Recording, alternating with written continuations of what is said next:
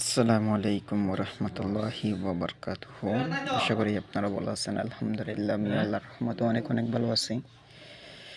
আজকে আমাদের ইফতারের আয়োজন আলহামদুলিল্লাহ অনেক কিছু।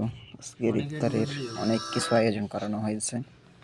আপেল, মোসাম্বির আর তরমুজ, ছোনা মুড়ি, জিলাপি, বেগুনি সব কিছু আছে। আর এদিকে হচ্ছে একটা পানির বোতল। আর লোল ভাই, এটা হচ্ছে বড় লেভেল।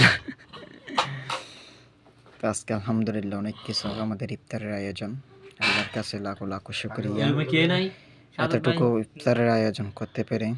সবাই একসাথে ইফতার করি, একসাথে খাই, একসাথে কাজে যাই, সবাই আমাদের সব কিছু একসাথে। আলহামদুলিল্লাহ আজকে ইফতারের আয়োজন দেখে অনেক খুশি লাগতেছে। আলহামদুলিল্লাহ, আল্লাহর কাছে অশেষ অশেষ রহমত।